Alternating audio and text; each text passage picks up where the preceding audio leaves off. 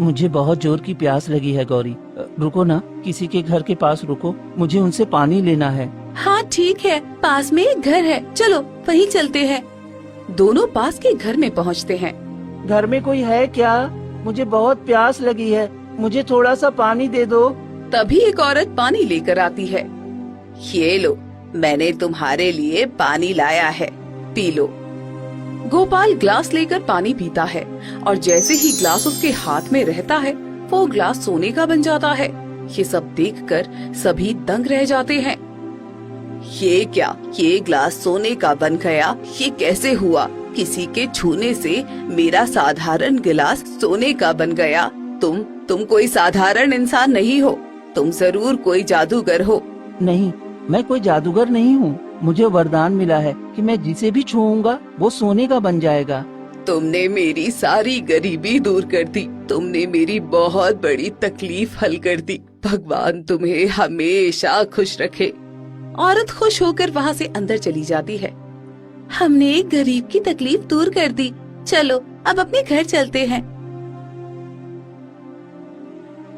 दोनों गांव की ओर बढ़ते हैं कि कुछ दूर पर गांव वाले उन्हें देख लेते हैं। अरे ये लोग फिर हमारे गांव में आ गए। अरे मारो इन्हें, इन्हें गांव में आने की हिम्मत कैसे हुई? सभी गांव वाले उन पर टूट पड़ते हैं। तभी भीड़ में से एक आदमी गोपाल को धक्का देता है।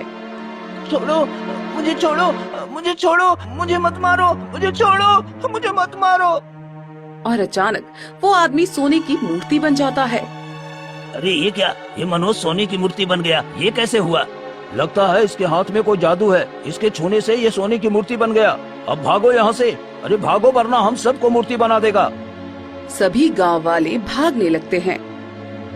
अब हम क्या करें? यहाँ तो हमने एक आदमी को मूर्ति बना दिया। मुझे ये नहीं करना था, मैं ये नहीं चाहता था। अब मैं क्या करूँ?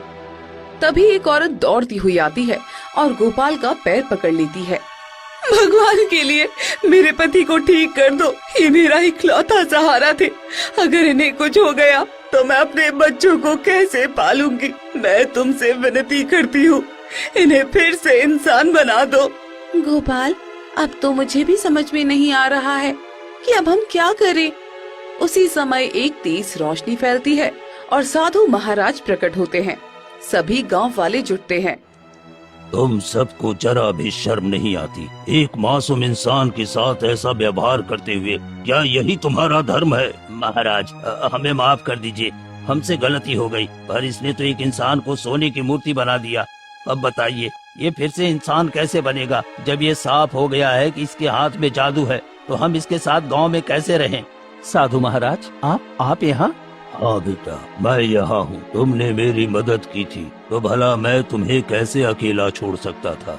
मुझे माफ कर दीजिए महाराज, मुझे क्या पता था कि मेरा ये वरदान अब शाप में बदल जाएगा। मुझे दिखाई नहीं देता था, इसलिए गलती से मैंने उस व्यक्ति के सिर पर हाथ रख दिया और वो सोने की मूर्ति बन गया। कृपया इसे फिर से इंसान बना दीजिए। मैं ये नहीं चाहता कि मेरी वजह से कोई परेशान हो। बेटा, तुमने मेरी जान बचाई थी। तुम्हारे पिता के कर्म और तुम्हारी सच्चाई ने तुम्हें इस वरदान का अधिकारी बनाया है। गांव वाले तुम्हें अपशगुन कहते थे क्योंकि उन्हें तुम्हारी सच्चाई नहीं दिखी, लेकिन अब मैं तुम्हें एक और वरदान देता हूँ।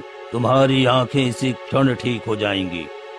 तभी एक तेज रोशनी फैलती है और गोपाल की आंखों की रोशनी वापस आ जाती है। ये क्या है?